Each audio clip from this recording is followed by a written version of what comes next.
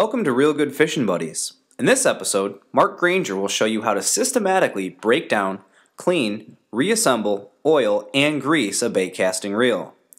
I think you're going to find out it's easier than you thought. Hey, nothing's more frustrating than when you're on the water and you have a reel malfunction. And today I'm going to show you why it's so important to maintain your reel. You may remember from episode 1 on Lake Fanny Hill where I almost lost a nice smallmouth when I had a little bit of a reel malfunction as I tried to set the hook and couldn't even crank my reel. Now let's be honest, you do it with your shotguns, your rifle, your guns, you do it with your car, you change the oil, you take care of the engine, and especially those special mechanical parts. So today we're going to show you specifically on a Tournament Plus Bass Pro Baitcaster how to break it down, clean it, put it back together, and lube it and grease it up so it's as good as new. As I said, I'm working on a Bass Pro Tournament Plus 6:3:1 gear ratio, specifically the TPX 10HB model. Now anytime I buy a reel, the first thing I do is, obviously, it comes in a box. A lot of times you buy a combo model, it might not come in a box, it might come strictly on the reel.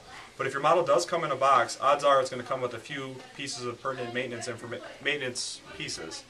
Specifically, this Abu Garcia reel that I bought came with a wrench specifically for that reel, but what I found is this wrench is really a universal wrench. It works on every single bait caster that I have. But what you'll want to do is always save your boxes, keep them around, because these boxes contain a lot of pertinent information. First of all, you want to make sure that you have the right information when you're cleaning your reel. So in my box I have the correct instructions for the Tournament Pro, as I said, TPX 10HB model. Now it comes with some great information, specifically how to work the reel, how to lubricate it. It has all the schematics on it. But sometimes you might find yourself in a situation where you bought a bait caster, it was a combo model, you bought it right off the rack. What you're going to want to do in that case, and specifically I found myself in a situation recently where I had that happen, where I didn't have the correct schematics, but I searched online and found it for a Shimano Sitica. And as you can see, it came with all the correct reel pieces, specifically outlined in case you lose a piece or a piece breaks. But more specifically, the thing I like to have the schematics on is because you can see exactly how the reel comes apart and goes back together, which is definitely one of the most important things, because nothing's more frustrating than when you have a setup on your table and you can't find quite what you're looking for or which part goes where. Hey, one last tip out there. If you happen to be cleaning an older reel, or again, a reel that you can't find the specific schematics for, like this Lose Speed spool, you might want to grab yourself a digital camera. Digital pictures are really cheap, obviously, because you're not printing them off, you're not doing anything with them. But take pictures through each stage in the process, specifically of the reel. So once you take off the crank handle, take a picture. Take a picture of the next step, get the housing off, take a picture. Because you really thank yourself later when you can't remember how it goes back together. The first thing I like to do in cleaning my reel is I like to use an old box top. I find that this is really helpful, especially when you're taking apart some of the pieces that are spring loaded. A lot of times they'll shoot off. But if you keep it in a contained area like this box top, you'll really save yourself having to search the floor for some of those small parts. And to make it even easier to see, what I like to do is line the box top with pieces of white paper. Because again, this really helps with that contrasting, some of those pieces are tough to see. So it's nice to have some cover there so you see what you're doing. You're going to want an assortment of screwdrivers. Like I said, specifically one of my reels came with a specific wrench and a screwdriver tip. This works for just about everything, but just to help with the speed sometimes I like using, I have some Phillips screwdrivers here, some flat head screwdrivers as well, so that'll make it easy. Toothpicks are nice for some of those tough to reach places. Q-tips as well for some of the smaller spots. I like a toothbrush. This one's obviously got a lot of use on it. Toothbrush is great for scrubbing down the parts. You want a couple of old rags. I've got those here. Specifically to help wipe off some of the grease, help dry the parts, and then also I like to set it out because some of the larger pieces you can't dry them all at once, so you can set them on the towel to dry later on. I like a pen because, again, on your white surface I like to go in a specific order so I can label things as I'm taking them apart. You'll want a mild dish soap, hot water, and a hot water rinse. Obviously put the dish soap into one of the cups, mix it up so it's a nice soapy consistency, and then my other cup is my hot water rinse. And then finally, for the last part of the process, you're going to want some reel grease and some reel oil. In this case, we're using some Eagle Claw reel oil. I've got some Abu Garcia reel lube, and I've got some reel grease from Eagle Claw. First thing I like to do is take off the left housing, or the left cover. This is where your brake is. And that comes off pretty easily. Next thing I want to do is take out the spool, which again comes out very easily. These are two things that actually, pretty regularly, if you fish quite often, you'll probably want to just rinse these out every once in a while. They say to always rinse your reel after you fish, especially if it's dirty conditions. Especially if you're traveling with your equipment on the boat as you're driving. A lot of dust is going to accumulate on the reel. But this is something real easy. You can pop off, put it back in, rinse it real quick, put it back in, and you're off fishing. You can even do this with the line on. So it's the easiest thing to take apart. Again, the spool. And you can see just from doing that, I'm already getting grease on my fingers. So you can see that these are pretty dirty. And this reel probably wasn't even used that much last year. So as I said, I'm just doing a quick scrub down with the soapy water and my toothbrush.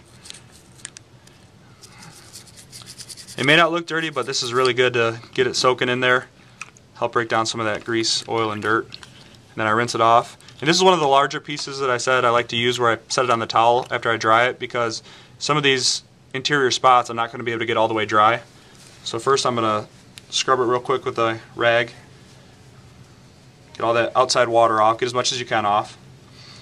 And you'll want to kind of look as you go here. There is a bearing inside of this spool, so make a mental note that you're going to come back at the end when we're taking it apart to oil that. I'm scrubbing off the left cover real quick. And again, make another mental note. Anytime you see a bearing, make a mental note that you'll want to come back and take care of that. You can take this housing down further if you'd like, but anytime you take apart the brake housing, sometimes they're pretty tricky to get the springs back in order. I'll do it every once in a while, but in this case, I'm just giving it a nice quick scrub down. I'll break the other side down more, but again, the brake housings, for an amateur reel cleaner, you might not want to get into it that far, but it's a great chance to, again, just scrub it off, clean it off real good. So now I'm going to disassemble the right side, which is the handle. So I use my wrench here and start with this first screw. And this is where I'll let you get in my head a little bit as far as how I go in my procedure, so I know which parts go where. Again, I use the schematics, but what I do is I work right to left. So as if the reel was sitting right here, all my parts that are on the right side of the reel I put on the far right. So there's my first screw, a little secure washer, and then lastly will go my nut. So I'll know that they go specifically back together in that order, starting at the outside with the screw. So I'll put my nut at the end here, my reel handle here, and I've started on my way, and I'll clean this right now as well. So now I'm going to unscrew the star drag, and it's threaded. It unscrews just like it would when you can almost hear it making the same noise it would when you tighten it up. And this is where you can see we're starting to get in some pretty fine, some confusing mechanical parts. So you just want to really make sure you keep it together as it is. If you don't have the diagram, this is a great spot to take a picture, because you can see this outside piece. We have a couple washers on the inside. So I'll clean this off, and then again I'll set it in my spot because I'm going in order. So I'll put that right there. So next I'm going to take off the tension knob.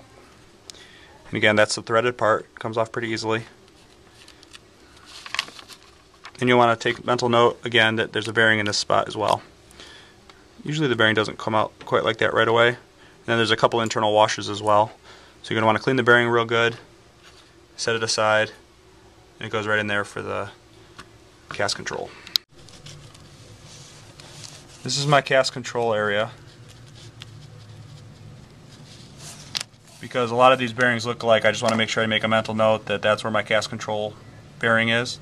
And I'm also going to do that with some of the other small parts inside the cast control knob. Next I'm going to take off the right cover and take special care of which screws go where on this, because they're all, a lot of times they're different sizes. So I'm going to use my pen again on the white paper and label which screws are which. And the last screw to get the right cover off is on the inside. Some reels have a couple screws on the inside.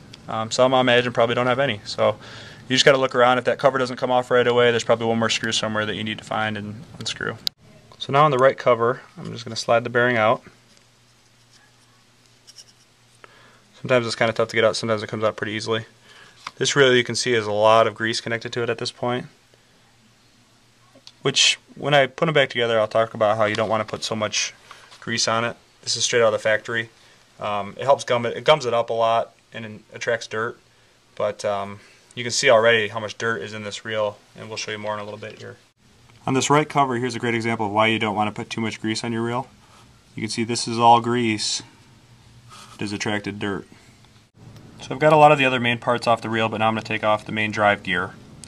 You see there's a little ceramic brake there as well, so make sure you keep note of that. But if you can get a good shot here, you can really see, it's coming off of my fingers, this is one of the most filthy spots on the reel. And again, this reel is just an everyday, or not even an everyday, a couple times a month reel.